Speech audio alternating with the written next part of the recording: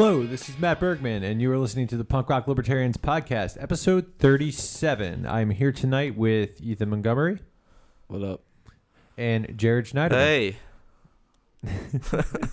Dude, you didn't even let me give you, like, your entire introduction. I didn't even get to finish saying your Jew name before you, like... Do you even know what my Jew name is? It's Schneiderman, right?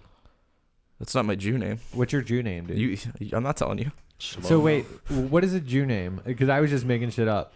There's a Hebrew name that every Jew has. How do you get this name, dude? Your parents. Okay. Same way you get your regular name. So, dude, what's your Jew name, dude? I'm not telling you, dude. Dude, you can't just bring it up. I'll tell you later. And vag out I'll tell you there, offline, man. Why, dude? Because. Are you afraid the Palestinians are listening? He has to protect his identity. What's going on? He's protecting his identity. I'm afraid of Islam. He's former Mossad. Yeah. Shh. Shh. Sorry. I'm just curious about this Jew name now, dude. I'll tell you later, man. Time. Okay, so first, you didn't give me my pet name. Your pet name? Yeah. What is that? Big Eth. Oh, Big Eth. Yeah. Like Biggie, but Big Eth. That's exactly what it's like. Okay. Yeah, I always call him Big Eth, dude. Yeah. Nice. Yeah. That's fun. How I know you care. Thanks, bro. So tonight, first topic on the agenda is why Ethan likes Donald Trump, and go. And go. So do you like Donald Trump, or you like some of the things that he says, or are you just trolling us? No, I'm not. I'm not trolling you guys. What I like about him is the fact that he's trolling everybody else. So you don't think he's serious about what he's saying? Well, I think he's reasonably serious. Well, here's the thing about him. I don't necessarily like him as a person. I don't like him as a politician. I mean, and that's kind of redundant. I mean, he's a politician. Of course, I don't like him. I don't trust him. He might be more untrustworthy than Hillary Clinton for all I know. I'm not voting for him. He might have given Hillary Clinton a whole lot of money in prior elections. He did, and he's honest about it. Yeah, and he yeah. Totally did, yeah. But, I mean, since you brought it up, just one thing right off the bat is he's already said, like, yeah, of course I gave them money because I wanted to get some favors from them. He just came out and openly said that. Now, you could say, well, that's kind of crooked, and yeah, it is, but hey, at least he's honest about it. Well, but either way, that's not my point. What I like about Trump, okay, I think he's as much of a dirty scumbag as any of them. Jared, can we get a Jew roll? you mean a bagel? Those hi-hats. Oh, Jesus. Okay, so what you like about Donald Trump? Is that he tells the media and the left and pretty much everybody to go fuck themselves. And I think that's the one thing that's most lacking in all socio-political discourse. I mean, don't you kind of feel like if he gets elected, he's going to tell the American people to go fuck themselves? He just cares about Trump. Isn't Barack Obama telling the American people to go fuck themselves every single day? No, of course, dude. All these presidents are fucking horrible, no doubt. Yeah. But I mean, and I'm not saying that Trump's an exception. I just like the fact that he stands up. Trump for certain, might just be the worst swine amongst the swine. Maybe, but he has a unique ability to stand up for unpopular views and not give a fuck about what the media says. I mean, this is the way the left operates: is by controlling the narrative and just shaming and disgracing everybody and anybody on whatever grounds manufactured, real or manufactured. And a lot of what's being said about Trump is simply just not true. They're sort of twisting things that he says to make them sound worse. I mean, he definitely came out and said he wanted to ban all Muslims. Is that a twist? Well, he didn't say ban anybody who was ban all Muslims. I mean, that wouldn't even make sense. What he said is that ban all Muslims from entering the country is what I mean. I think that was those are the exact words. Now, specifically, I think as a policy decision, what he said was, Muslim immigration. I mean, obviously, if there's like a Muslim American citizen returning from vacation, like that, they're not going to be barred from entering. And I don't think he would ever get away with, doing any of that. Whatever it is that it means, he wouldn't be able to get away with doing any of it anyway. But since you asked for an example, the fact that his stance on illegal immigrants from Mexico is portrayed as racism, I think is completely ridiculous. Whether you agree with the policy position of that we should have an open border or not an open border with Mexico, to say that this is an issue of racism is completely ridiculous and nonsensical. Just because an issue happens to come down, it's stratified along statistical racial lines doesn't mean dude, what that about when he it's said racist in nature. these are rapists coming over? Well, yeah, when he they're- implied that there's like Mexico is sending its worst people. Because the stats that are from the U.S. government themselves, the stats are, and for what it's worth, there are crime victimization surveys that are done independently of law enforcement that actually survey actual victims of crimes, and they do correlate strongly with the crime reports that come from the police and the government. But illegal immigrants do disproportionately account for rapes compared to, say, American citizens. By how wide of a margin, I don't know, off the top of my head. But I mean, that is a statistical fact. But is that and so to due say to the fact that he's talking about facts is now racism? I mean, that's completely ridiculous. I mean, if you want to say he's a racist, you got to make a better argument than that.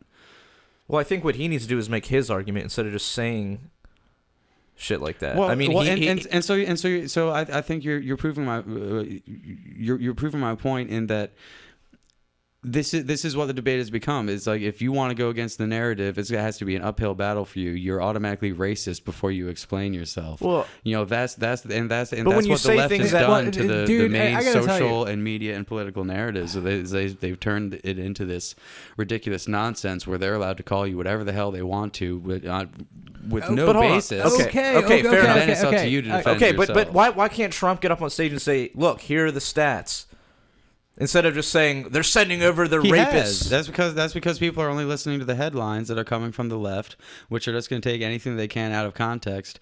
I mean, I didn't see any of that in the debates. Well, I saw, but I didn't watch all the debates, so maybe I missed it. Well, and I mean, the debates are limited down to they're basically just soundbite debates anyway. I mean, look, I'm being devil's advocate to a large extent here. I don't know, dude. I don't dude, like your boy Trump as Cantwell much was as like any politician. I think he's probably a total absolute scumbag, and I don't want him to be president of the U.S. anymore. I want anybody to be the president of the United States. But I do think it's worth pushing back against this narrative that portrays him as some like evil, racist psychopath. Excuse me, when a lot of his stuff that he's talking about may be disagreeable, you may disagree with as a policy, but to portray it as like hateful, Nazi racist rhetoric is, almost completely, without basis. Well, it's not totally without basis. And I put it like I know a few people. Like I talk to a lot of like strange people about politics all the time. Strange So- people. Well, I don't know. Maybe Strangers. strange Stranger danger. or really, I mean, what is normal? There really is no normal. If you think somebody's normal, you just don't know them well enough. You know what I mean? Right. It's Sure. like, Or they're just lame. yeah, everybody. I Well. mean, you've got individuals out there, And I gotta say, dude, I've met quite a few individuals, or I know quite a few individuals who are into Trump, but they also say some racist shit, like to me other times. You know what I mean? And whoa, surprise, this guy's into Trump. So I mean, to just acknowledge that there's no racism going on in that climate, and granted, I'd say there's a lot of racism going on with the left as well. Yeah. Well, and I think that's another important question. Something to consider is like, okay, he seems pretty racist. Well, compared to what? I mean, let me just distill it down to this. Even if you want to say that he's a racist or whatever, specifically what I love about him is that, the media comes back at him or whoever comes back at him and says like, oh, how can you say that? That's absolutely appalling. That's racist. Like, you need to apologize. And Trump's response is, go fuck yourself. That's the exact part of Trump that I absolutely love. So when people say, you sound like a hateful bigot, you should explain yourself and you should, be ashamed of yourself. And he says, no, go fuck yourself. That's what I think is wonderful. And I wish more people would stand up against all this, leftist nonsense, in particular what comes out of the media. He has a set of balls. Yeah, and he should probably be neutered though, dude. Well, that's just Nazi eugenics. Why are you such a Nazi, Matt? Don't you know that Nazis are evil? Why do you hate Jews? Wait, is Donald Trump Jewish? He's not Jewish. He must be Dude, with how don't much lump you him in hate with him. us. What was that? He's got more wealth than any of you? Is that what you said? You just don't know where my wealth is. Like where's You don't know where my Jew gold is. He's got okay, the so secret Jew gold. so you keep taunting me with your Jew gold, and then then you reveal that you have a Jew name and you won't share it with me. He's being greedy. Dude, I know, just- dude. You're fucking being greedy, dude. Oh yeah, Being what a greedy with surprise! your Jew name. Fucking What A, do you dude. expect? So Oh man. yeah, I don't know, man. Well, look, here's Okay, why don't you I mean- just go ahead and cut in? Sorry, I just want to, because I started talking about this before. I don't think I really articulated myself, but I think what the problem with Trump is he is saying things that just sound like emotional sound bites. Like he's not like I follow other people who are critical of Islam and who are anti-PC, but they're way more articulate than Donald Trump. Mm-hmm. And when you listen to them talk, if you listen to them in their entirety, you understand what they're getting at. They're not, they're pointing out things like, how, for example, like colleges are just going haywire over like PC nonsense, right? And they'll just distill it down to like what's actually going on here. Well, you're actually confusing these, less important things, or not even important things, for the real underlying issues behind everything. And so what you're doing is you're basically crying wolf about all the stupid shit when women living in Saudi Arabia can't drive cars, shit like that. And we're sitting here worried about like the temperature of an office being sexist because women don't like shit it like that cold. Exactly. So, but these other people when they talk, they're more, I guess they're more articulate, and they're less trying to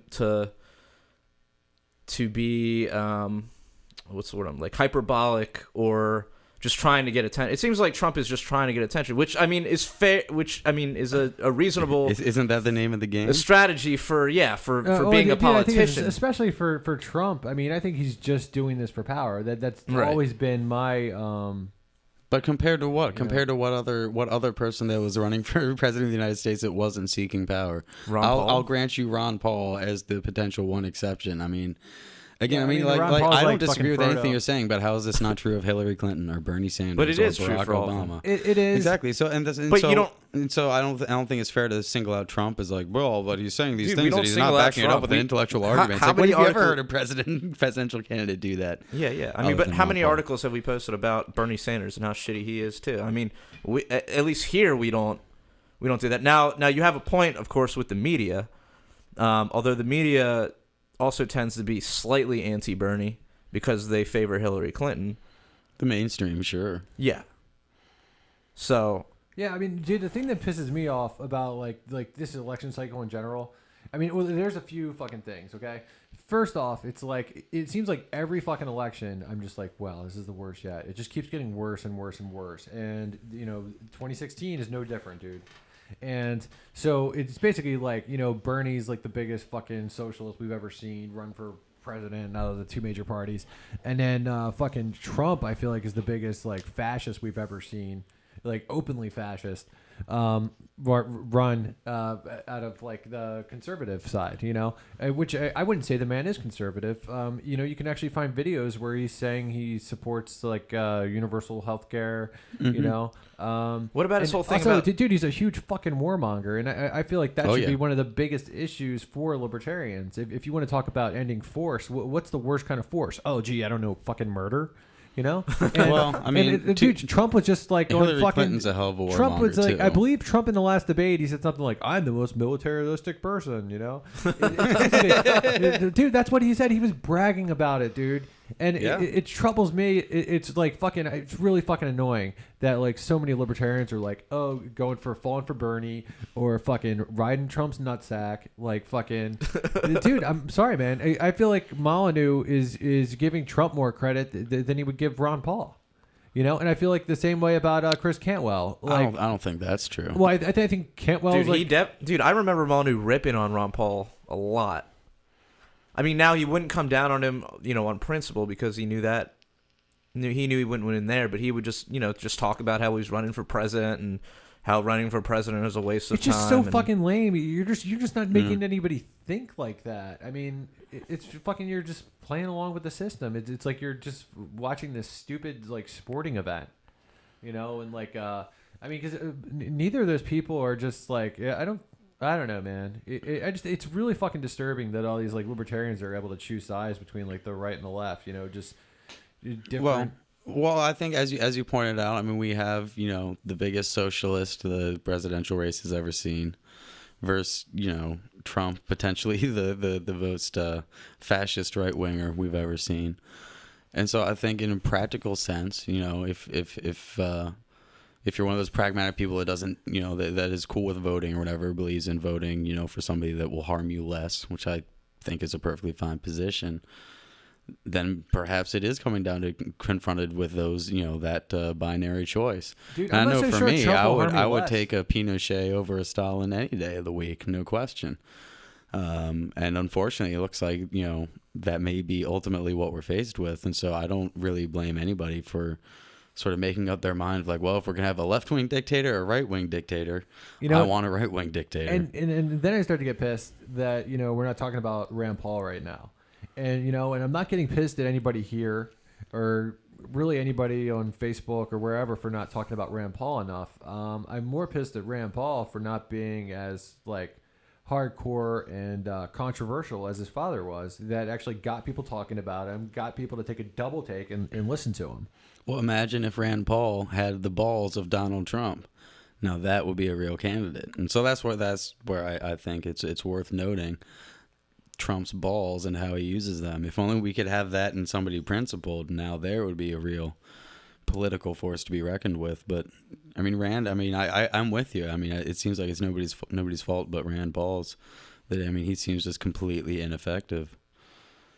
I don't hear anybody talking about him. I guess most of the libertarians I know have sort of turned anarchist by now, so they don't really talk about politics like they used to anyway. But I don't hear anybody on any level, whether it's, the peer-to-peer social media news or the mainstream, they're just not really talking about him. Am I missing something or? People, you'll see stuff occasionally, but yeah, it's definitely he's not on the same making level waves as... with anybody. I don't see anybody going out and campaigning for him or anything. No, I haven't seen any of that. There's no movement, behind him. No, Okay, well, Jared, to you, who do you think are the worst Republican candidates this time around? the worst Republican candidates? Yeah, like right now, this time around, the scariest motherfuckers.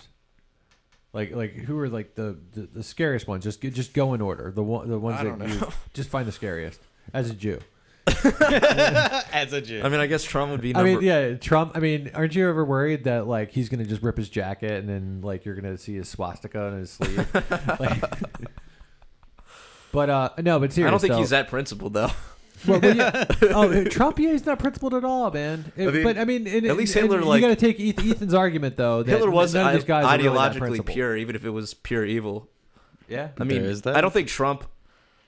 I guess I could say I'm less scared of Trump because I don't think he has any real goal aside from just getting to be president.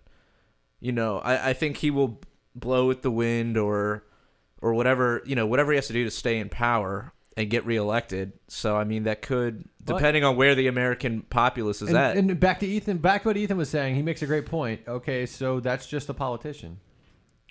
Maybe Trump's. But I'm saying he's Trump's less... a little more obvious about it. But I think because he's succeeded so much in screwing people over to get wealth his entire life that you can just kind of pick up on it.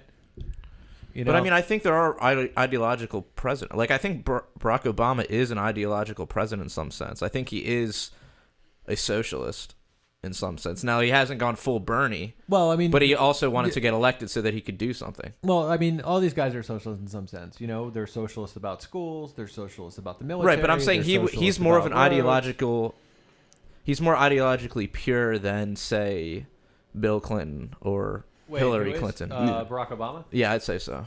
I would second that. I would strongly second that. Do you think Obama is more I wouldn't say than Bernie. Pure? Oh, you think Bernie is? Ideologically pure in the sense that he adheres to an ideology more than other presidents. Do you think Barack Obama is more ideologically pure than Bill Clinton?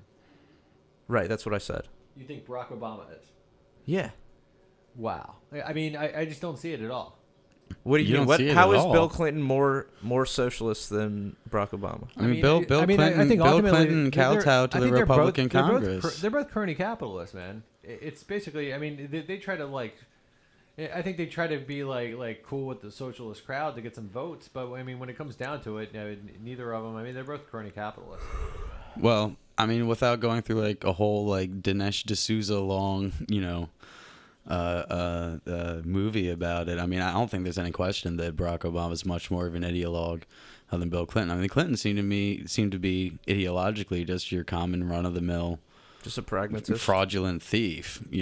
Nothing more, nothing. They're just really good at it, and they're perhaps the best in the world. Well, I mean, But I think that it is worth noting, like, who is just your common average thief, opportunistic thief, and who is an ideologue, because an ideologue is far more dangerous Right. than just your common run-of-the-mill thief. I mean, that's what makes Bernie so potentially dangerous. Is that he is genuine. The things that people like about him. It'd be like putting Saul Alinsky in the White House. What's that? It'd be like putting Saul Alinsky in the White House. I mean, he's straight up. I mean, he's Saul that Alinsky. Rules for Radicals. I don't. Oh well, it's a whole thing. You should read up on him. But You should Google him, he Jared. basically wrote the Marxist handbook from the 60s going forward, and that's I was gonna say. I thought that was Marx. Well, I got you. You said 60s going on. Word that clarified. No. I mean, starting with like the hippie movement and all like the Marxists at the universities in the 60s and everything going forward. It's Is it Saul, like Saul? yeah. Okay. It kind of rings a slight bell. Yeah. Well, anyway, I'll have to look into it. But yeah. I don't know where I was going with this, but Well, my whole point was just ideologues that are far more I don't think Trump has any like ideology that he's adhering to. I think he's just, I mean, yeah, he's saying what's on his mind, so to speak, but it's not like if he needs to like go against what he's saying for another means to stay in power or make a deal or whatever he's got to do. I don't think he will hesitate to do it. I think he's purely an opportunist. yeah.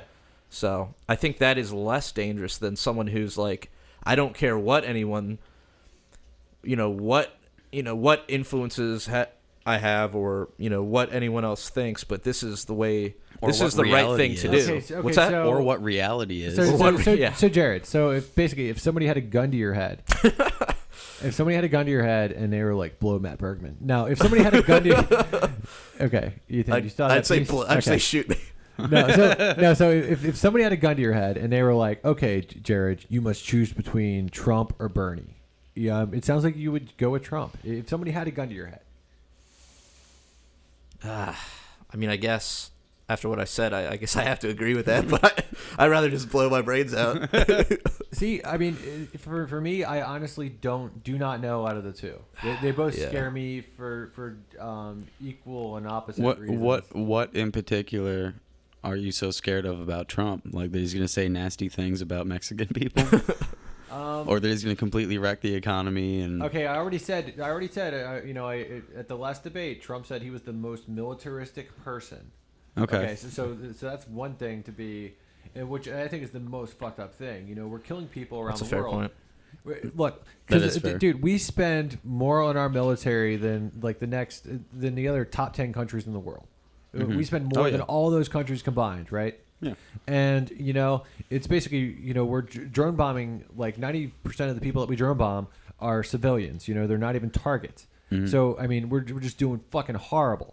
And every time we do this, we're creating more terrorists. So that's creating the war on terror here. And then, of course, government causes this problem, and then they want more money to pay for it. And we're spending all this fucking money on the military. That's not conservative to me. That's why, I don't see. And if Trump's saying he's the most militaristic person, it's like, what the fuck? I'm just like, what the fuck, libertarians? All these libertarians for Trump. And then at the same time, okay, so that's how fucking Trump scares me. And that's just one way, because, I mean, ultimately, dude, I do believe he's pretty fucking racist. But we can talk about that another time. I just get those vibes off of him. And once again, I say I know people. Now, I'm not saying everybody I talk to who backs Trump is racist, but I do know people that are seem to be pretty racist, and they're the people that are the coolest about Trump. But then the thing that scares me the most about Bernie, Black Lives Matter is pretty damn racist, like openly so, and Bernie Sanders is all about them. Would you ascribe racism to Bernie Sanders? Well, I mean, dude, Black Lives Matter is a group comprised of a lot of different people, and it's like, So are Trump supporters. Yeah, I mean, you definitely, I get what you're saying. You really, it might not be fair to characterize everybody, but at the same time, I feel like Trump is throwing up some some Zig Heils there. And, I mean, it's basically like, dude, if you're gonna jump on that train, there's a pretty good chance that you're a racist. That's completely ridiculous. I'm not gonna say all of them, but I don't know, dude. But I mean, I don't know that you can say all Trump supporters are racist, but and ultimately, dude, it's people can believe whatever the fuck they want. That's their thing, and I'm not a fan of PC at all. But at the same time, I'm not a fan of bigotry. I mean, you should be able to say whatever the fuck you want. And I don't know what Trump said. What has Trump said that's been bigoted? I mean, you keep saying but I know some people. Yeah, when he was talking about Trump, all the Mexicans who are coming over are rapists. He never said that. He was talking about the illegal immigrants, which statistically it is true that they disproportionately rape more than non-illegal immigrants. So you can't just say that a fact is bigoted. I don't know. I mean, I don't know if he was really stating a fact or if he was. I mean, was this like people. a headline you read on HuffPo, or is this like something you heard him say yourself? No, I actually heard him say it, dude. I heard the Young Turks talk about it. And he, the Young Turks. Well, that's fair and balanced. No, I'm just fucking with you. Well, I'm just. I mean, and understand. I'm really just being devil's advocate here. I just think there deserves to be some pushback because I mean, those are some pretty strong. Those are some pretty bold claims to be making, and I don't think you should make them so lightly. And when I press you for evidence, I mean, I see where you're coming from, but if that's like the best evidence you have for these claims, I think those claims are on shaky ground. But I mean, going back to what I said before about, or at least in regards to what you're saying about Trump being militaristic, I mean, can we take him at his word with that, or is he just saying that because he knows his base is going to be hoorah about that shit? I don't know, man. I think he's got some fire in his eyes when he's talking about the military. He's always got fire in his eyes, dude. He's always just fucking jacked up on coke or something.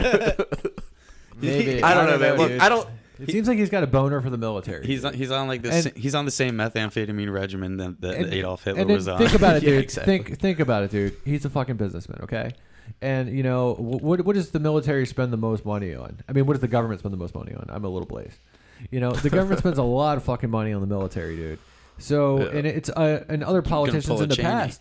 He'll pull a Cheney. Yeah, exactly. And that's what I was getting to. And other politicians in the past have no doubt, and are even right now are making money off of owning stock in weapons manufacturing corporations and then voting to send drones or troops to these wars. So right there, I'm just kind of connecting the dots. And I mean, I agree that's hugely problematic, but assuming that we're talking about voting for somebody, Hillary Clinton, I don't see any reason to believe she would be any less militaristic than Donald Trump. And as far as Bernie Sanders has openly said stuff about how we do need to defeat ISIS, this and that. His biggest problem with it is that the other countries aren't also bombing them as much. Dude, Bernie's a total hawk, dude. Yeah, don't get me wrong. And so is Hillary. So and I can't believe I'm arguing for Donald Trump right now, but you put the gun to my head. So, I mean, if we're saying that Bernie's a hawk and Trump is also a hawk, and maybe Trump claims to be more hawkish than Bernie, but who knows how that's going to shake out in practicality. But we know that when Bernie says he's a hawk, he's really a hawk. We know that everything Bernie says, probably 90% of what he's saying is the honest truth about himself and his positions. Whereas Trump, I just feel like most of it is an act. And maybe I'm wrong, but that's just how I read the guy. He's just saying what's going to get him on the front page, because when he's on the front page, he doesn't have to spend as much on his campaign, right? I mean, he's basically, the media will come out and film whole press conferences for free and play them for free. Whereas, otherwise he'd have to go and he'd have to rent out these places and film out with people and just hope that enough people should. But he's getting all sorts of free publicity because he is using these little sound bites where he sounds sort of like a racist, but also sort of like he wants to make America great. So I mean, I don't know, man. I think I am less threatened by Trump because I don't think he's authentic, and I'm more threatened by Bernie because I think he is authentic. I think that's a very good observation. I mean, essentially, the absolute worst that Donald Trump could be is really sort of on par with maybe the best that Bernie Sanders could be. Okay. So Jared, answer the question I asked you first, though. So who are your scariest Republicans? Okay, rate I mean, to be honest, I don't know that much about any of the other Republicans, man. I mean, like Ted Cruz is kind of a the dickhead. Ones that you know. Okay, I like Ted Cruz more than I like Trump in some ways. Yeah, maybe. I don't know. I mean, Marco Rubio. Said, Marco Rubio seems like a piece of shit. I mean, no, he does. I don't know where you're. Are we driving toward a point here? Or you just want to know how I feel? Yeah. I'm just curious, man. I'm curious about your feelings, dude. Really. Yeah, I don't know, man. If I had to, I don't know how I would rank them. I mean, I guess Ron Paul is my favorite one, but you said Ron or Rand? I mean Rand. Yeah, Rand would be my favorite, and then I think out of. I just honestly don't know that much about the other guys, like all of their positions. Like I know I've heard at least like a few positions, and I realize okay, they're just Republicans. Like, I think if Fiorina would be elected, she would be pretty fucking scary if she was electable. But I think nobody views her as electable, so I'm really not that scared by her. But, she seems like she could be, like, super hawkish. Yeah. She also seems like she's, mega crony capitalist. I mean, which most of those guys are. Yeah. So, and then, honestly, Carson says some dumb things, but it's, I feel like he's the least hawkish out of everybody besides Rand. So, I forgot about Carson. So I do like that because it seems like he legitimately doesn't want to be involved in every fucking war. And, anyways, like I believe that. And it's obviously, it's not helping him in the polls. Like I heard on the radio the other night that Carson's dropping because military is a big issue and people view him as weak. Right. And who knows if that's true or if that's just the media trying to put that out there so people won't be as interested in Carson because the media, who knows? But, oh, thanks, dude. Pass me that vape, yo. So, yeah, I mean, so it's basically Carson would be my second favorite after Rand. With that being said, I'm not saying that I would vote for any of these guys. What was that? I'm Carson just, also I'm has just a picture surprised of by this. Carson has a picture of himself with Black this? Jesus in his living room. You're surprised by what? I don't know that you dislike Carson the least, other than Rand Paul. Okay, who else is there to like more than Carson? Trump.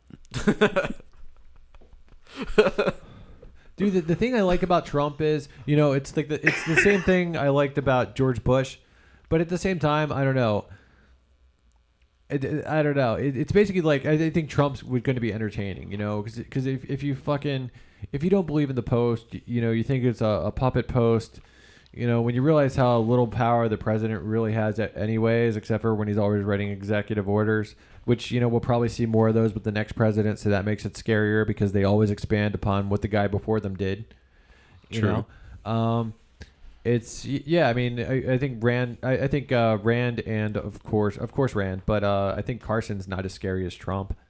And I like even Ted Cruz. I don't like to say I like any of these guys, but I like Ted Cruz more than Trump. If I were still a statist to any degree, I would probably really like Ted Cruz.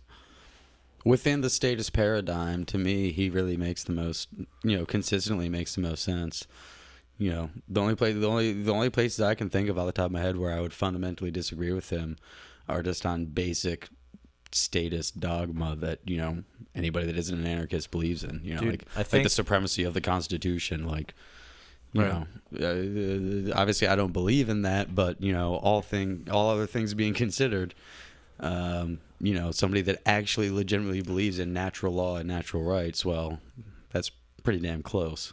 Right. Dude, maybe I want to change my answer, though. Because, on the other hand, if we go with Bernie... Dude, you can't change your answer. Hold on. You already gave your answer, dude. Hold on. Get the fuck out of here with that I shit. have a pencil. I can talk cross about it. the shit next week, dude. Dude, I'm going to race in my fucking bubble. I didn't even get to finish my point, dude. Hold on. Let me... yeah, you did. Fuck you. No, I didn't, dude. Okay, so I just talk about the two least scary, Okay. And then Okay, so like the thing I do like about Trump is that he is that ridiculous. He's that entertaining to watch. Mm-hmm. So I mean, if politics piss you off a lot, like they do myself, it is kind of reassuring to know that this guy could be president and be a buffoon on TV for the next 4 years. So it's like you probably get some good laughs out of it. And you might also convince people to become anarchists. When they just see how ridiculous it is. Yeah, maybe, yeah. I mean, in that way, it's like Trump is the best candidate. Like that's an argument. But for here's an argument for Bernie, and I know we've made this because he is the most ridiculous candidate. That's why he's the best candidate. Right. So here's an argument for Bernie, though. I mean, if we believe that Bernie will institute what he wants to institute, and we think that it would result in a much quicker decline, a much quicker crash, then maybe we just want to do it. I don't know, man, because I mean, at the same time, there's been socialist countries that have been around for a while. I mean, how long is this crash? Is this going to be a 40-year decline? Is this going to be a 100-year decline? I mean, like, I think there's a lot to be said for that, because I think about exactly that point myself all the time. How many of those socialist countries are sustained by capitalism, though? How many of those countries are sustained by exterior capitalism? 11. but he think has about it, the though. documents. If the whole U.S. economy became socialist, then there'd be no capitalism to support it. I mean, I guess Europe would still have capitalism, but they're trending towards socialism. I mean, U.S. would be like the last straw, and then hopefully everything would just collapse. Well, unfortunately, that's what the Marxists want, but I think it's a really good point, and I often think about exactly that point myself, strategically. You think about this in the shower? Yeah, on the toilet. Absolutely, that's the best time to think about it. True. But it's like ripping a Band-Aid off. Just do it quickly, get it over with. There's a lot to be said for that. It's just a question of what's going to happen, because it's going to collapse. It's a question of when, not if. Mm-hmm. And so I think there's a lot to be said for, well, if it's going to happen, let's just fucking get it over with right now. Well, I mean, or you could get like another Roosevelt thing, and it'll just steer the country down, like with another 70 years of enhanced socialism. Well, and if the Hillary Clintons and Donald Trumps of the world would probably do their best to maintain that, whereas Bernie Sanders, the ideologue, might actually make the whole fucking thing come crumbling down. At least that's what the argument would be. I mean, yeah. I mean, who knows? But that would be one argument for voting for Bernie as an anarchist. Let me throw this out as a counter in support of the. This is just a theory that I've just been kicking around. Okay, well, we won't put too much stock in it. Don't worry. Good, you should. Just fuck with you. My thought, because I mean, my thought is that really the only final solution is some sort of secession. Whatever form that takes, whether it's purely political or there's a geographic component to it or whatever. But I mean, obviously, if we're trying to get to Ancapistan, the essence of anarchy, is secession from all authority. Right. And so ultimately that's what I want to see. Now, obviously, if Texas were to decide to secede tomorrow, it would not end well. We already went through this in the 1860s. That don't fly. But my theory is if we have if we get our own Pinochet, if we get like our own right-wing fascist dictator, maybe we could get the leftists to secede and then leave us with a non-leftist infected country, which would be a lot better to fix, as opposed to a country that's full of like 50%, welfare whores, socialist scum. Okay, so you want the leftists to secede? Yeah, so they secede, and then we because they would never let right wingers secede, but the right wingers are happy to let the left secede. I mean, like people in Texas, whatever, talk about like, Texas should secede, and of course the left wingers like, oh, that's ridiculous. We settled that. In the seems Civil like War. whoever's in power though, because they want that tax base. Yeah, Lincoln was a Republican, dude. Well, except that all the left wingers are tax liability. They're all the welfare whores. Not all of them. Well, not all of them. The vast majority of them. I mean, if you could get rid of all the tax liabilities and revenue from leftists, you would end up being net positive in that transaction. Maybe. So what I'm saying is the leftists will never let the right wing succeed because they're all the capitalists with the money that they need to make their socialism survive. But if we get a brutal enough right wing dictator, then they'll actually want to secede themselves. And of course, people right of center would love, they talk all the time about like, man, I wish California would just like fall off into the fucking ocean. Like it would no longer be a part of the U.S. I mean, that's an interesting theory. And if it would go like that could be cool. everybody's happy. So this is what I'm saying. I think we need to have a maybe not secessionist. Maybe we should call it straight up segregationist, political segregationist movement where the left wingers live in Soviet Americanistan. I mean, I don't know, dude. It sounds like then I have two horrible countries to choose from. Well, I think at least there's a choice. I think there's a chance of turning a more purely right wing country into either Ancapistan or at least allowing an Ancapistan within proximity to it. What are your thoughts on unicorns? They're not real. I know it sounds crazy, but I've been kicking around. I was like, I think that's a legitimate. Because ultimately, I mean, that's the only situation in which everybody would just go their own ways. Dude, and everybody I don't would be think happy the about left would it. ever succeed, dude. Succeed? What do you mean by succeed? Secede from secede from the union, dude. I don't think they would ever. Well, that's try why to you do have that. to have the most right wing. I think they have to mooch off the union, possible. dude. Yeah, I don't think they're going anywhere, dude. Well, I'm trying. They're not going to leave their sugar daddies. Well, you're right. And when you're right, you're right. Yeah. So, but I mean, that's an interesting thought, man. Wow, you must have been blazing on some good herb. I was, man. Yeah. So I get all my best thoughts. Cool. Yeah, word. There's something to be said for that. So I know earlier you mentioned Marco Rubio in your quest to find the worst Republicans. But I remember before the show, we were talking show prep, and you brought up something that I hadn't heard about, but apparently Marco Rubio said something that was so correct and true that even the Washington Post came out with an article declaring that he was like made one of the most true political statements of the year or something, and it was related to the shootings and the gun control or whatever. Could you expand on that? Yeah, it was so I guess during let me see, was it during, let me bring it up here real quick. This was this was in response to the San Bernardino quote unquote terrorist shooting, right? Right. So he made the claim that no recent mass shootings would have been prevented by gun laws. So this by like proposed new gun laws that they're talking about, like the no-fly list stuff and all that. Well, I think existing and proposed gun laws. I mean, well, obviously clearly the existing existing, ones, yeah. yes, clearly did not. So yeah, and proposed gun control laws, like the ones that are being kicked around, not like the ban all guns. Yeah. But like, all the proposals that proposals Obama with saying like I'm going to make an background executive checks. order. Yeah. Right. Okay. So yeah, I mean, he made the statement that none of the major shootings that have occurred in the country over the last few months or years would gun laws have prevented. So this Washington Post section, they're called Fact Checker. And bear in mind, the Washington Post is no friend of the right wing or guns or anything like that. Or libertarians.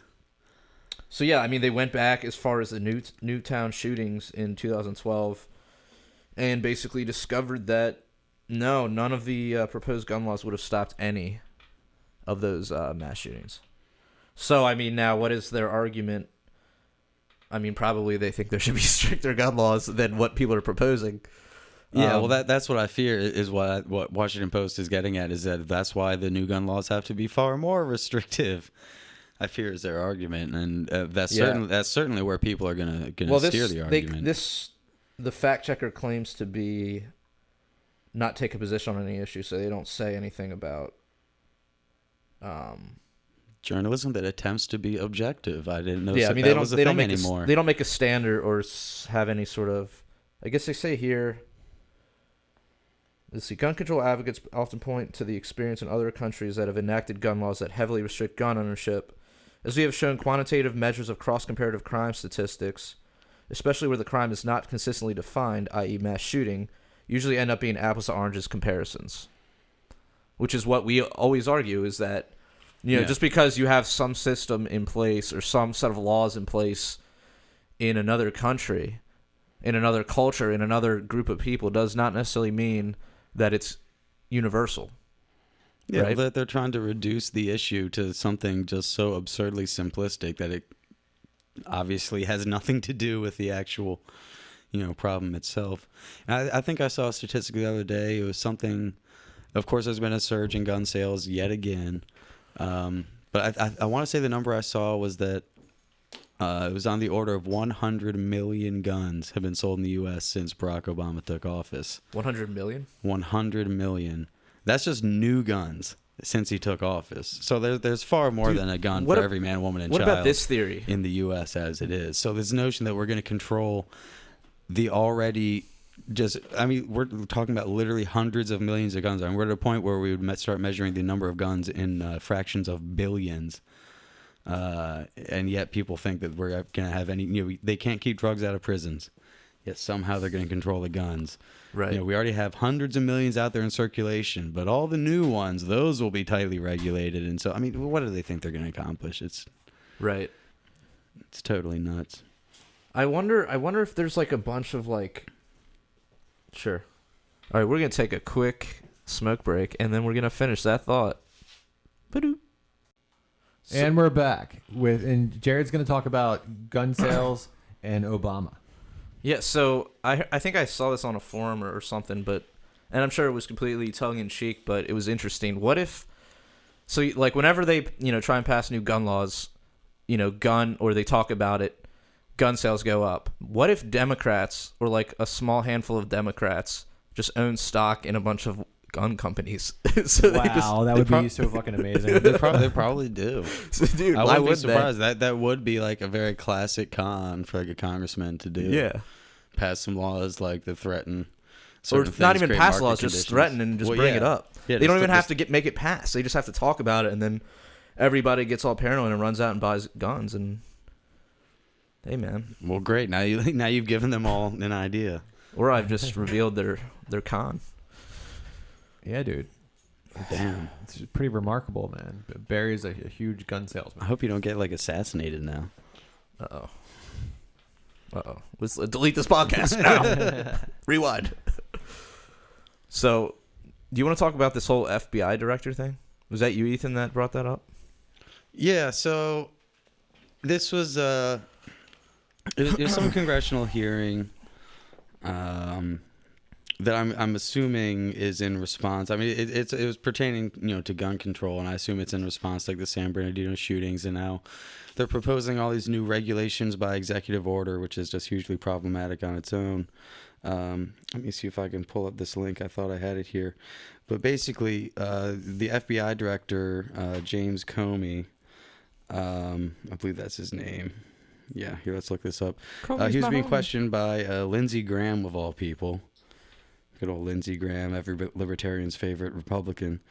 And Comey demonstrated that he doesn't understand even the most basic things about gun laws. And bear in mind, this is the director of the FBI, one of the top law enforcement, agents and officials in the nation. Let me find. I've got the exact question that was asked of him here. Lindsey Graham's question was, if I buy a gun on the internet, is it delivered to my home? Now, if you're into guns at all, if you've ever, maybe not, if you've only ever bought one gun, but if you're into guns at all, that's a big no-no. That would be hugely illegal, and you can't do any such thing. All gun sales, commercial gun sales, have to go through an FFL. Right. A federal FFL stands for Federal Firearms License, and when it's used as a noun like that, you basically just mean a gun store. Right. A store that has an FFL, a firearms license. Private sales are a different thing. I don't want to get into that and overcomplicate it. That would be a private individual to private individual. But if you're buying from a website, you're talking about a commercial sale. Sure. So there's no way in hell. It's a very clear-cut question that pretty much anybody knows. If you've ever gone online and tried to buy a gun from a website, the first thing it tells you is, okay, well, tell us who your FFL is that we're going to ship it to, because they're the ones that are going to do the transfer to you, do the background check and everything else, which is all federally mandated. This is all federal law. Right. So, Lindsey Graham's question, if I buy a gun on the internet, is it delivered to my home? The very simple, very clear answer is no. Comey, however, Was surprised by the question, and according to this article, seemed to stumble. So Graham clarified, asking, if I try to buy a gun on the internet, where do I pick it up? And so here he's trying to help him out and let him know that, like, it doesn't get delivered to your home. It goes somewhere where you have to pick it up. Right. That somewhere, of course, is a gun store. And the FBI director's response was, I assume it's shipped to you, but I don't know for sure, actually. Wow. So again, this is the top law enforcement, one of the top law enforcement officials in the entire country. I guess maybe he's technically under the attorney general, but it's a fucking See, all his FBI guns director. are provided by the government, so he doesn't have to go through. Well, exactly. Maybe his guns are delivered straight to his home by the government. Probably. But for the normal person, we have to go through FFLs, and he doesn't even know this. And he's testifying in front of Congress about new additional regulations and laws that's going to be imposed on the people. Right. And he doesn't even know the first thing. I mean, even if you This buy is a like gun, the first thing to know Yeah. as a law enforcement official about guns, and he doesn't even know that. I mean, it's just, it's insane. and even if you buy a handgun at a gun show, you have to go through an FFL. Oh yeah, and any commercial sale has to go through an FFL. No ifs, ands, or buts. But I mean, you could buy a shotgun at a gun show, and it doesn't have to go through an FFL, right? Because like when I bought my handgun through a gun show, it depends on if you're talking about a private person, and this is where they get into the gun show quote unquote loophole, which is not a loophole. There's nothing special about gun shows that have any law that's any different. But at gun shows, you have both commercial vendors as well as sometimes there are private vendors. Like a private individual can just pay his money to the organizers to get a table to sell his guns there or whatever. right? Private to private in most states, and this is true in Maryland, of long guns, not handguns, but now we're getting into Maryland law. Okay. Private sales, and this is only intra-state. Interstate, which is where the federal government asserts its authority, Right. Going across state lines, Interstate has to be through an commerce, FFL, period. That's federal law. There are no exceptions whatsoever. Inside the state, in Maryland, for example, long guns, you can do private face-to-face sales, Okay. no background check, no nothing. If it's from a commercial vendor, that's the FFL. Right. And there's no exception at a gun show. It's not like if it's at a gun show, they don't have to do a background check, whereas they otherwise would. No. There's always a background check anytime you buy any gun from any commercial vendor under any circumstance. How long period. has that been for? Federally? Well, no. If you're in Maryland. I mean, what are you So, asking about if you're specifically? in Maryland and you go to a gun show and you buy a shotgun, are they going to do a background check? It depends on who you buy from. If you buy from a gun store with an FFL, there's a background check. How long has that been for? An FFL always has to do a background been check like- on everything, Has no it been matter like what. 10 years or what? That FFLs have had to do background checks? Yeah, at a gun show. Gun shows have never had different laws. They never have. They don't currently. There's nothing special or different about a gun show versus any other scenario. If it's a commercial store, they have to do a background check, whether it's at a gun show or not at a gun show. If it's a private seller with a long gun in Maryland, there's not a background check. Never has been, whether it's at a gun show or not at a gun show. So what? So where does this whole gun show loophole myth come from? I mean, obviously it comes from Well, yeah, I mean, anti-gun people, it's a but, bunch, like, it's a bunch of horseshit propaganda. Is the short answer. The long answer is what they're doing is they're conflating the difference between FFLs, aka commercial sellers, and private sellers. It's just merely the fact they just rely on confusing and conflating the fact that both private sellers and commercial sellers can both sell at a gun show. Right. But nothing changes about any of the rules for either of the parties regarding whether they're selling it at a gun show or selling it inside a store or selling it at their own, home or meeting up, at a parking lot like you would a Craigslist ad. In fact, people do that all the time. Sell a shotgun via something equivalent to a Craigslist ad, meet up, in a Home Depot parking lot or something. Right. But as far as gun shows, there's never been any. Now, maybe there are some slight differences from state to state insofar as I would think, if anything, extra regulations at gun shows, but that would purely be at a state level. Federal law makes zero distinctions regarding gun shows or otherwise, and Maryland, I know for sure, doesn't regarding any type of firearm or anything that I'm aware of. If there is some tiny nuance in the law, it's some tiny insignificant thing. It's not like gun stores don't have to do background checks if it's at the state fairground. I mean, that's not codified into the law. So they're just confusing and How long would it take to obfuscating get the a issue when they background say check that. back at a gun show? Well, it depends on if we're talking about a federal background check that uses what's called the NICS system, NICS. Yeah. And those are generally supposed to be instant, quote unquote instant. It's usually it's a phone call that they make to, I don't know, maybe there's probably a handful of offices across the country or something. They call them the federal NICS check office or whatever, and it usually takes like a couple minutes on the phone. Just give them your driver's license, or do you need your social security number to buy a gun, or what? Well, there's a form, I think it's form 4473, like ATF form 4473 or something like that. I could be wrong. And I'm only talking about federal law. There's a whole extra layer of Maryland law on top of that if we want to talk about that as well. But it's like I think it's one page front and back, which is basically just your basic information, name, address. I believe you don't have to provide your social security number, but it's an option.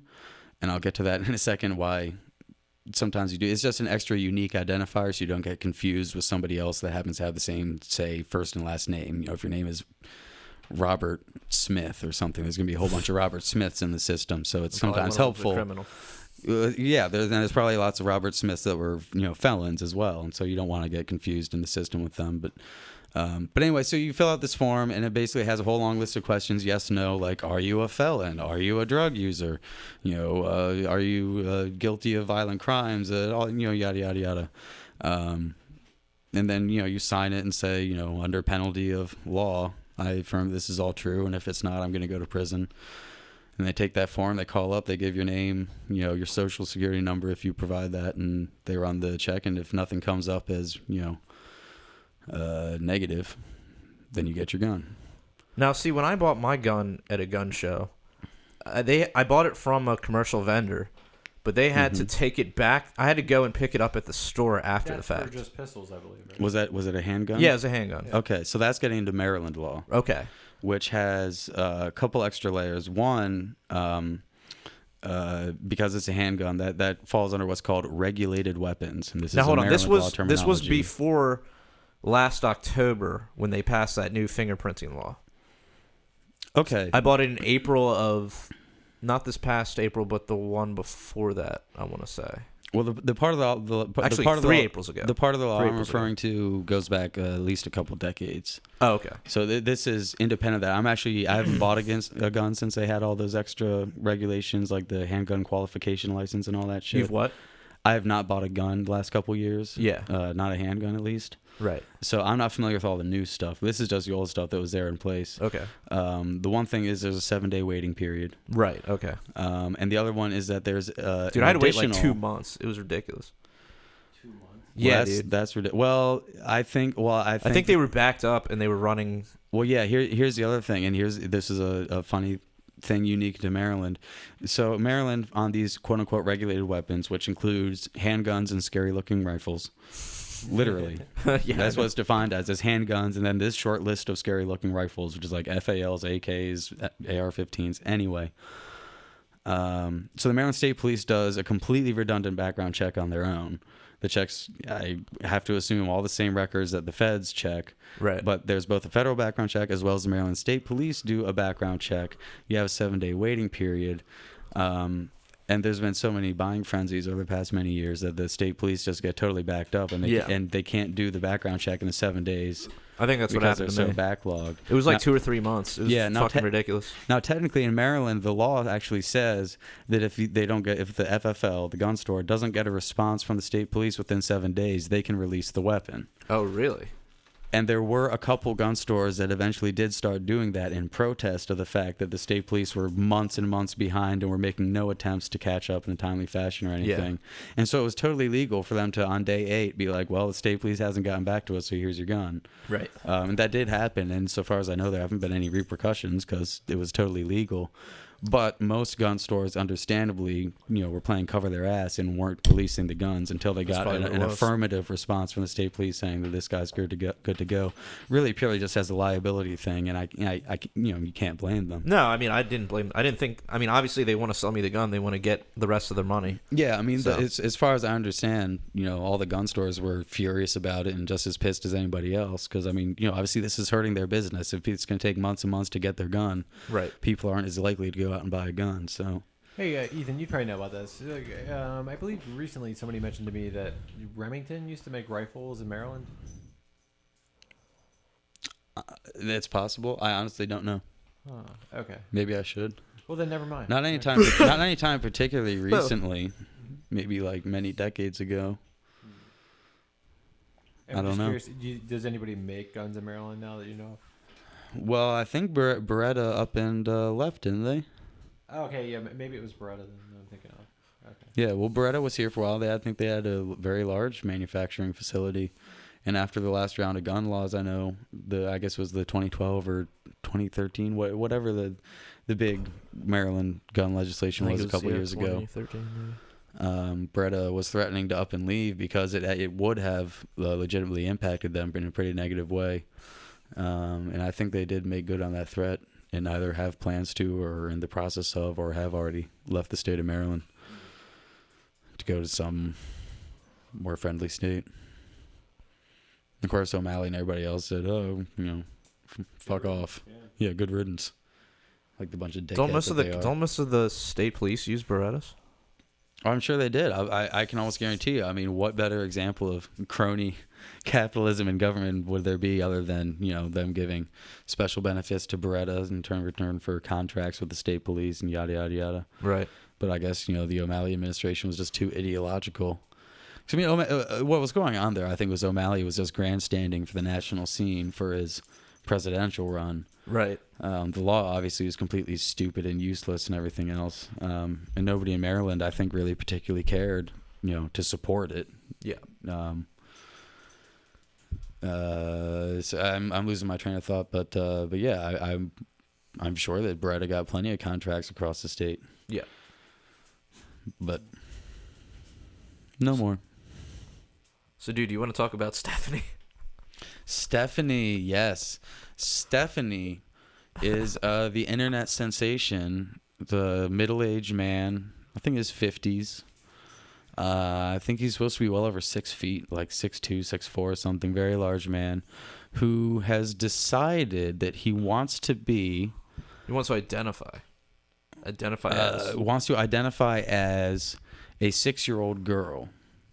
So if you haven't seen this video, just pause this podcast right now. Dude, we don't want people to turn us off, dude. It's pause, man. I just said pause because it's worth watching. It's worth watching. Yes, please come back to us for our commentary on this. I just don't want to spend too much time explaining what this is because it's such a train wreck of just astronomical proportions that I can't really do it justice to fully explain how fucked up and insane this whole thing is. But basically, it's a middle-aged man who's decided he wants to be a 6-year-old girl. And so now he's living life as a 6-year-old girl, wearing little dresses and everything, the whole 9 yards. And has even gone so far as to get adoptive parents. So somebody agreed to be his adoptive Yes, parents? there's some other... They look like an older couple, like they're maybe, certainly in their 60s, but not a whole lot older than this guy is, who are, I guess, his adoptive parents. Like legally adopted? That can't possibly be true, Yeah, but yeah. but like they role play as though this Okay. is the case, I guess. I got it. Which is batshit enough. Apparently, this other couple that has adopted him also have small children of their own that this guy plays with, which is interesting.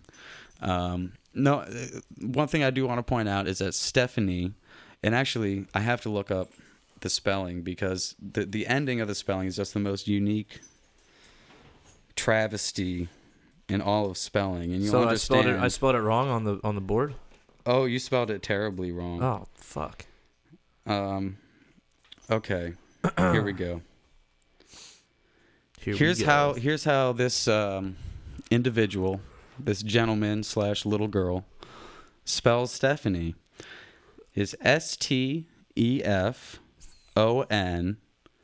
We're doing okay so far, right? We got Stefan. Yeah, that's kind of like a French way of maybe. Like Stefan. Except it ends with Knee, like like your knee, like your joint, your knee, the part of your body, the knee. So it's Stephanie with a K. Okay. So is this guy retarded or what's it? Don't insult the retarded like that. So anyway, so the other thing that's important to mention is this guy apparently has 7 children of his own that he's essentially abandoned because his wife made the just horrible, transphobic, bigoted assertion that he needs to stop dressing up like a 6-year-old girl and be the father that his 7 little children need. And he apparently didn't like that ultimatum, so he's abandoned and left his family, including 7 children of his own, so that he can go live as a 6-year-old girl with his other adoptive parents who are around his age and have little children of their own that he plays with. And here's one thing in particular that I find very interesting. Stephanie was not only once a 52-year-old man, in addition to being a 6-year-old girl, was also, I believe he says, was an 8-year-old girl. And he was playing with the other little girl that his adoptive parents have, so I guess that would be his stepsister, who I guess is like 7.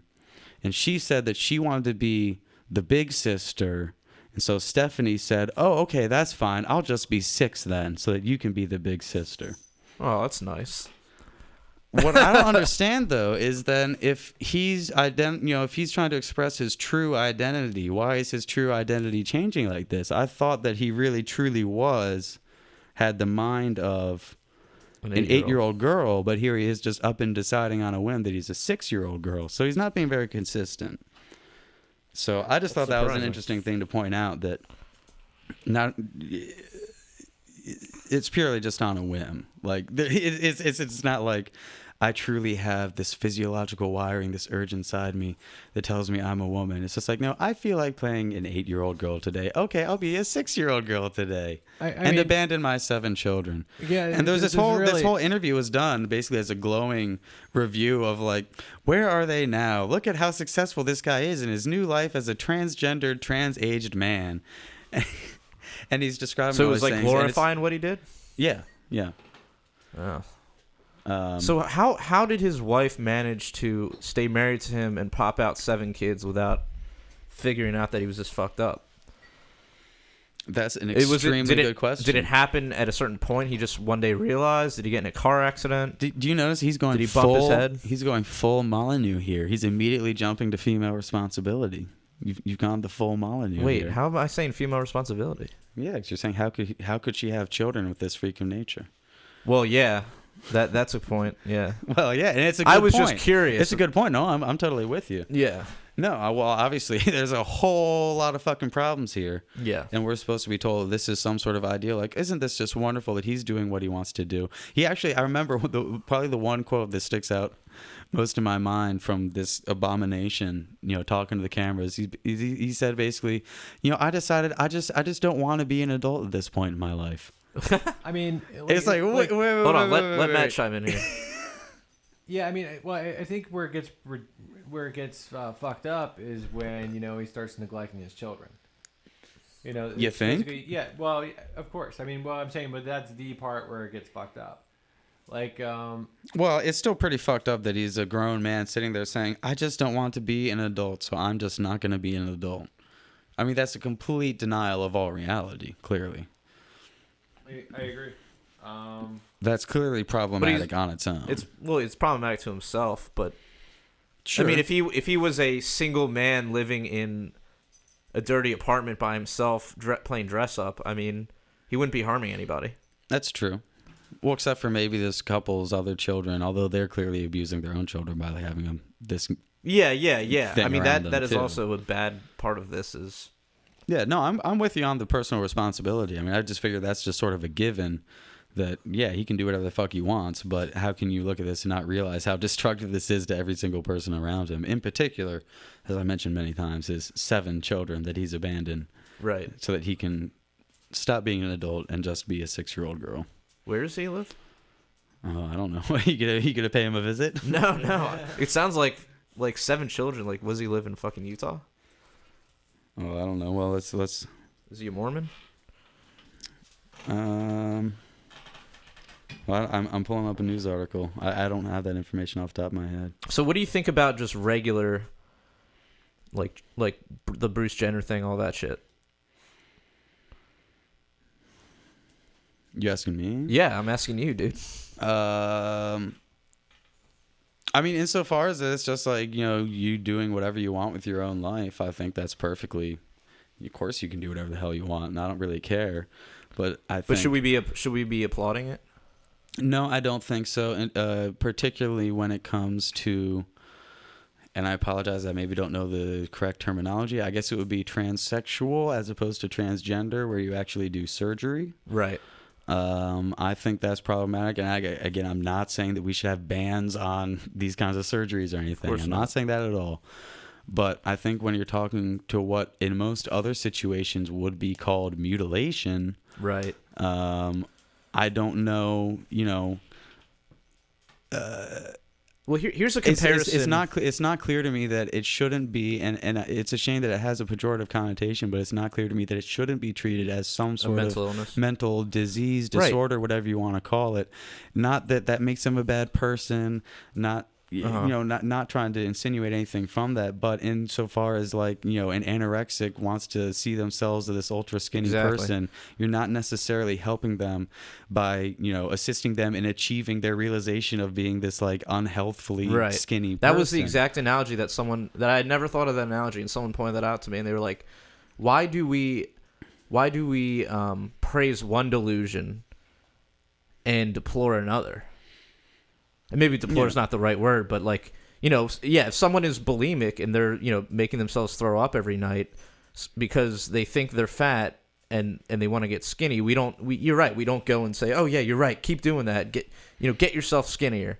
Yeah. And there's all sorts of problems, things that at least superficially look really problematic. Like, for example, the suicide rate of transsexual people, and I hope I'm using that term correctly, the people that actually have surgeries done, is astronomically high. But is that because of the way they're treated by other people, or is it just something self-contained? Well, it seems to be particularly after an operation is when it gets really bad, and I'm not sure these people weren't already living as women before. Yeah. So I mean, I don't.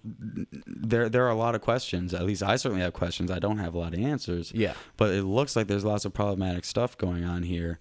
I don't know what's causal, in what direction, whatever, but. To immediately go out and just start celebrating these things, I don't know that that's productive. Now, there's one thing that I thought there's no way it could possibly be real. Like, I figured somebody on the internet is just trolling the fuck out of everybody.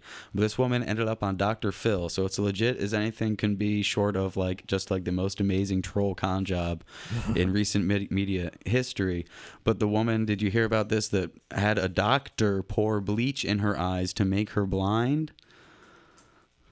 No, you haven't heard about this. No. So she always thought that she was supposed to be blind. She felt more comfortable as a blind person.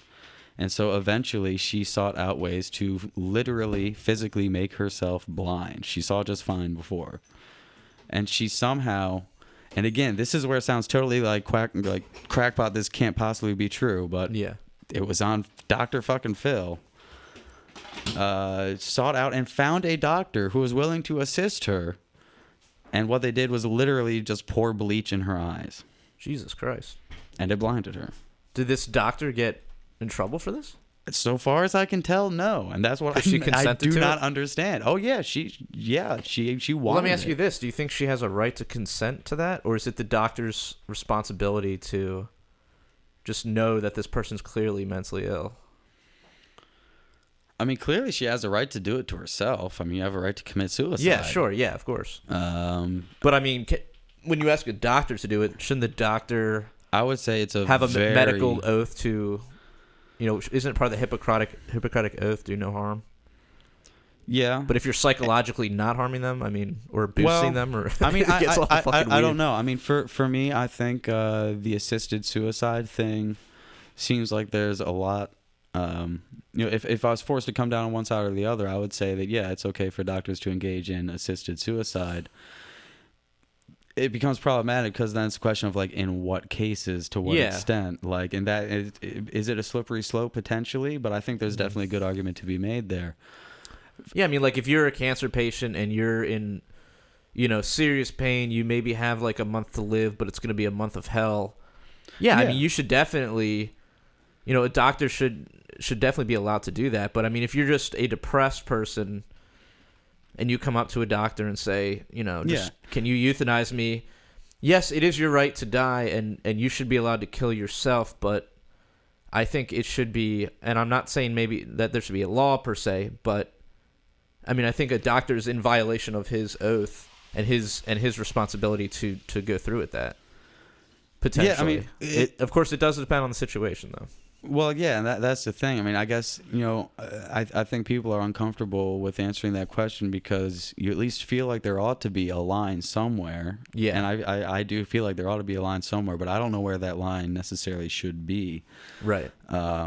As far as pouring bleach in somebody's eyes to make them blind, I think if there is a line, that's where that has to be over the line. Yeah. I mean, it just has to be. So this lady was on the show? Yeah. And she was like completely happy, just like, yeah, she was like, look, I know like all my family and my friends, like, they disagree with it and blah, blah, blah. Like, not everybody is supportive, but, I'm much happier this way. And I just want everybody to understand that, I know I'm different, blah, blah, blah, but man, I mean, as reasonable as you could possibly imagine a person like that being. But still, I mean, that's crazy. And trust me, I'm not trying to compare transgenderism or transsexism to that. But there is a continuum. But yeah, I think there is a continuum, and I think that just instantly enabling, not just accepting, and that's where I think a lot of people start to have real problems with, is when you're not just accepting of these things, but you're enabling these things. Right. I think that's where, even for me, I think is really problematic, because it's not clear to me that all of these things are without consequence. And I don't say that as some sort of prudish, puritanical, from that kind of perspective, but there are real objective consequences that are strongly associated and correlated with all these things that people just want to glance over and say, "Oh, well, you're just homophobic if you think that's problem. There's a problem with cutting your dick off." I don't know. I mean, like, I don't even find myself like.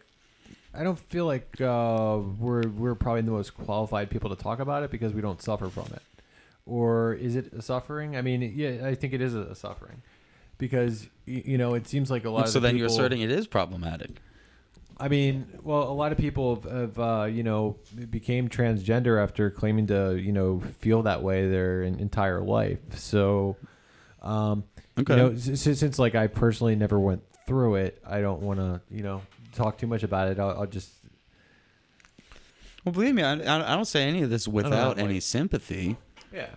But I'm just saying we shouldn't just automatically assume that anything and every impulse that every person ever has is always just great and fantastic and wonderful. It should never be questioned. I think that's dangerous to just assume that everything and anything is totally okay in all contexts to whatever extent. And this Stephanie individual, I think, is a pretty damn good example of where this goes too far. Here we have an example of something that's clearly over the line because they're choosing such an insanely radical lifestyle that is completely incompatible with his duty, his responsibility, I would say his objective responsibility to his 7 children. That's over the line. And so if there's this basically propaganda piece out there portraying this as this wonderful thing with no negatives whatsoever, then that's something that needs to be pushed back against. Right. And like the fact that you can't even have this kind of conversation in any other form besides something like this. And that's why I love Trump. But I mean, that's the harmful thing about it, is like, if it does turn out that, transgenderism or transsexualism, whichever one we're talking about here, I'm not sure. If it turns out that is really a harmful delusionary thing that can be treated, and a lot of people could not suffer because of it. Perhaps it could be like, if you discover that you have this urge early in your life, instead of going through, genital mutilation, so to speak, you can go to therapy and just. And I know that. See, the thing is, even as I say that, I feel like I'm being I feel like I'm being a Trump supporter. Trump supporter. Yeah, you know what I mean. But I'm just pointing out, just like this is something that needs to be open to conversation because, I mean, in the end, we just want to help people. We're concerned about people. Yeah, it is a shame when like PC just like fucking kills the conversation. Yeah. Yeah, and that's why I find value in just it's pushing very, very back divisive. against. Exactly, and that's why I find value in just pushing back against PC for the sake of pushing back against PC, because it's negative ramifications. I mean, it negatively impacts everything it touches, because it shuts down dialogue, it shuts down ideas, it shuts down productivity. You know, whether we're talking about the economy or just society as a whole. I mean, these people, I don't doubt for a second that obviously these people have real things going on with them, whether it's transgender, transsexual, whatever. You know, there's real stuff going on with them, and I don't want to discount any of that. You know, and I don't want to say that they're legitimate or not legitimate issues, because who am I to say? I mean, that's a subjective thing, and if it's subjectively an issue for them, sure, great, I have sympathy for that.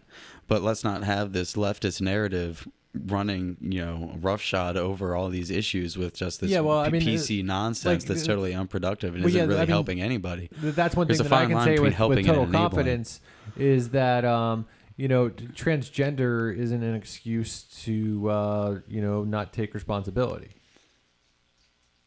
Say that again, or say that I'm differently? saying that's one thing that I can say in total confidence. I don't believe that transgender is an excuse to not take responsibility. Responsibility for what? For whether it's your kids. Oh, yeah. It's basically, it's just not an excuse. You should take care of your fucking kids. Right. Yeah. And so, this narrative that says that being a transgender trumps being a parent, well, that's a problem, and that's where we should push back. And Stephanie, bless his little/huge heart, I think is a wonderful demonstration of where this shit can go really fucking wrong. And that's why Trump 2016. Well, at the same time, I got to play... got to play the other side on this too a little bit. It's not like there's been plenty normal heterosexual people, who abandon their kids.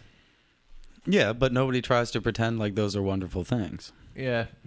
No, there's no social movement out there for gambling addicts acceptance. Okay, exactly. Okay. Yeah, that is where it gets dangerous, when there's like a defense of this not taking responsibility. Exactly. Yeah. Word. That's all we ask. I think that's all we have for this week, correct? I think so. Cool. It's a pretty good one. Oh, you think so? I think so. Okay. Well, I know so. Until next time, live free. Break the power, break the power.